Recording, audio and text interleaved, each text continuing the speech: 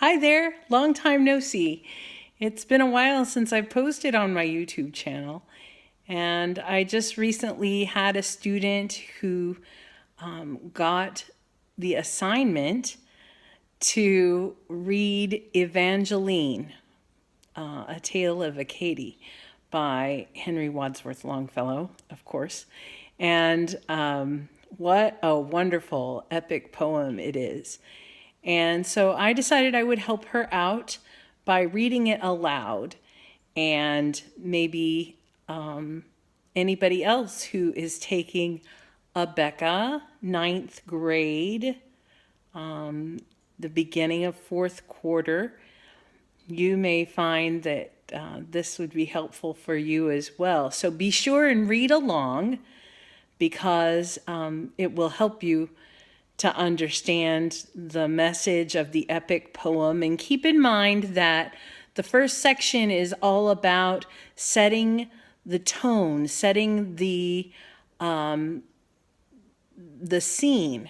So we get a lot about what the area looked like and who the type of people were, and what time frame we're looking at in history. So, and then you're just going to follow along. So be sure and read along in the text.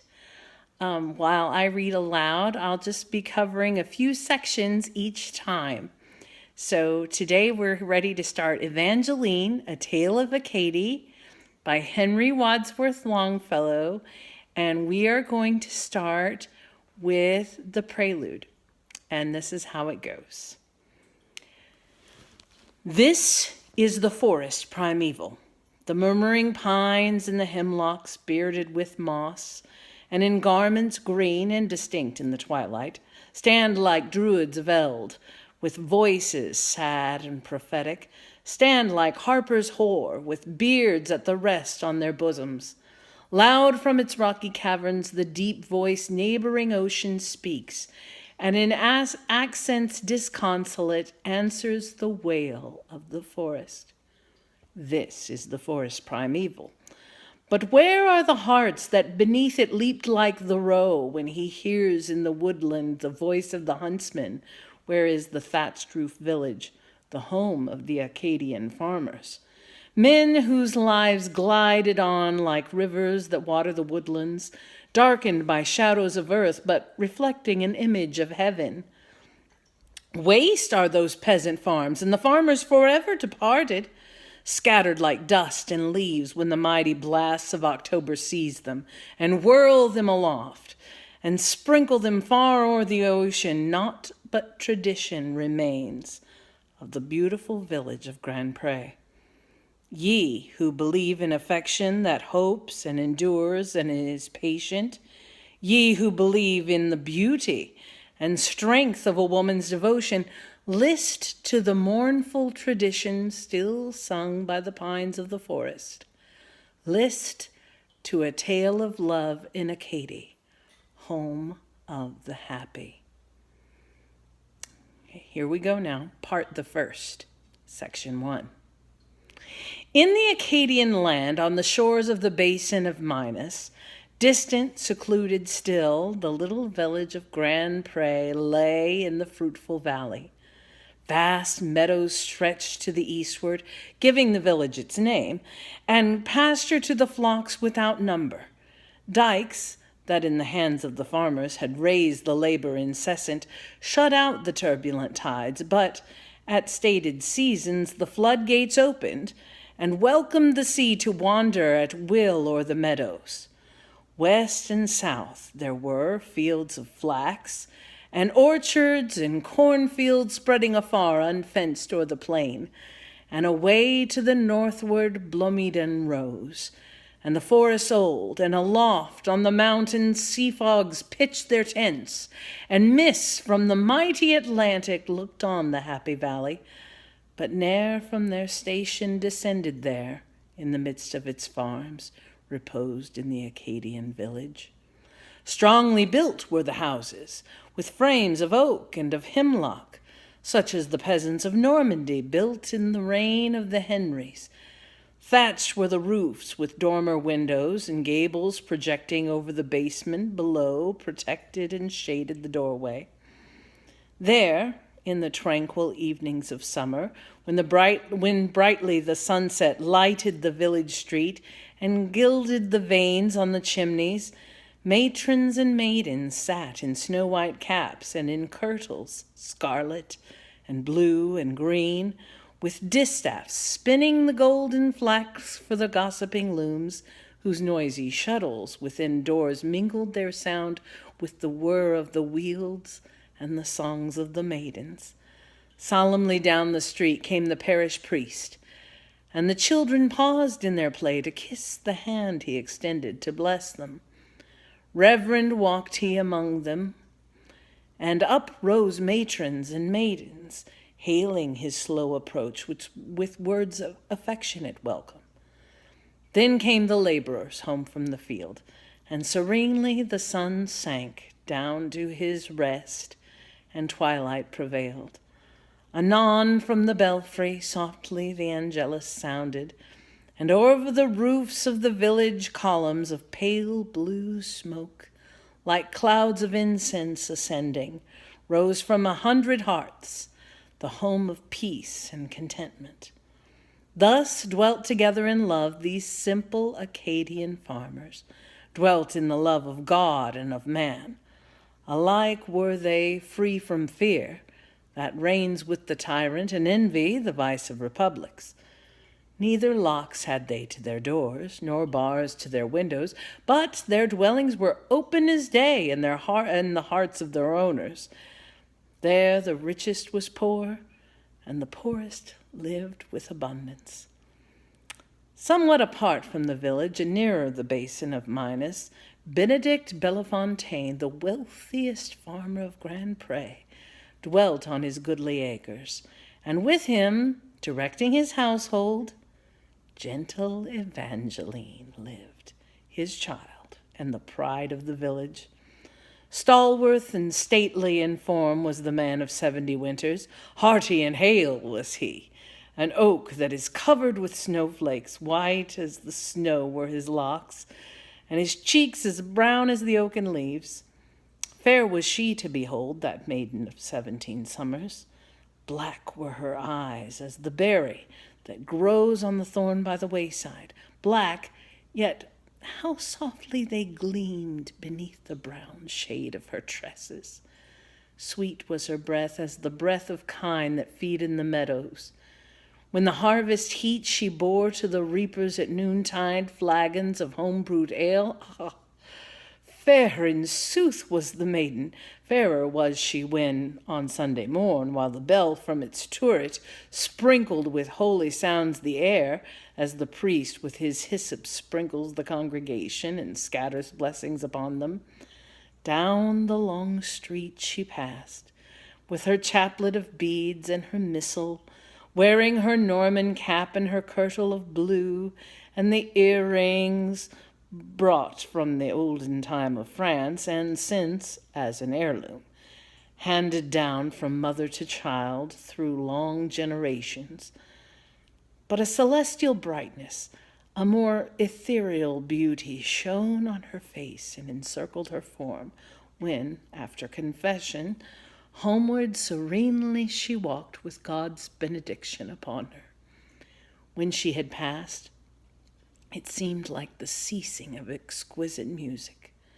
Firmly builded with rafters of oak, the house of the farmer stood on the side of a hill commanding the sea, and a shady sycamore grew by the door, with a woodbine wreathing around it. Rudely carved was the porch, with seats beneath, and a footpath led to an orchard wide and disappeared in the meadow. Under the sycamore tree were hives overhung by a penthouse, such as the traveler sees in regions remote by the roadside, built o'er a box for the poor or for the blessed image of Mary. Further down, on the slope of the hill, was the well, with its moss-grown bucket fastened with iron, and near it a trough for the horses. Shielding the house from storms on the north were the barns and the farmyard. There stood the broad-wheeled wains and the antique plows and the harrows. There were the folds of the sheep, and there, in his feathered seraglio, strutted the lordly turkey, crowed with the cock, with the selfsame voice that in ages of old had startled the penitent Peter. Bursting with hay were the barns themselves, a village. Each one far o'er the gable projected a roof of thatch, and a staircase, under the sheltering eaves, led up to the odorous corn loft.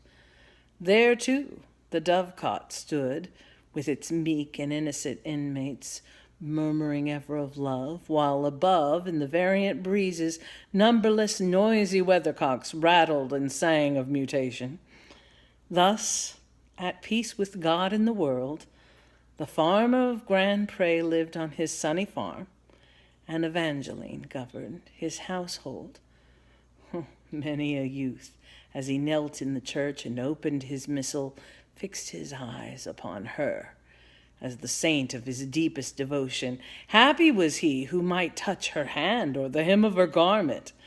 Many a suitor came to her door by the darkness befriended, and as he knocked and waited to hear the sound of her footsteps, knew not which beat the louder, his heart or the knocker of iron. Or, at the joyous feast of the patron saint of the village, bolder grew, and pressed her hand in the dance, as he whispered hurried words of love that seemed part of the music. But among all who came, young Gabriel only was welcome. Gabriel La Jeunesse, the son of Basil the blacksmith, who was a mighty man in the village and honored of all men. For since the birth of time, throughout all ages and nations, has the craft of the smith been held in repute by the people. Basil was Benedict's friend. Their children from earliest childhood grew up together as brother and sister, and Father Felician, priest and pedagogue, both in the village, had taught them their letters out of the self-same book, with hymns of the church and the plain song. But when the hymn was sung and the daily lesson completed, swiftly they hurried away to the forge of Basil the blacksmith. There at the door they stood with wondering eyes to behold him, take in his leathern lap the hoof of the horse as a plaything, nailing the shoe in its place, while near him the tire of the cartwheel lay like a fiery snake coiled round in a circle of cinders. Oft, on autumnal eves, when without in the gathering of darkness, bursting with light seemed the smithy, through every cranny and crevice, warm by the forge, within they watched the laboring bellows. And as its panting ceased and the sparks expired in the ashes, merrily laughed, and said they were nuns going to the chapel. Oft on sledges in winter, as swift as the swoop of the eagle, down the hillside hounding, they glided away o'er the meadow. Oft in the barns they climbed to the populous nests in the rafters, seeking with eager eyes that wondrous stone which the swallow brings from the shore.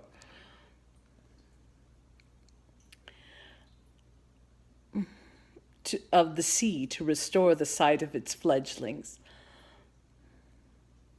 Lucky was he who found that stone in the nest of the swallow.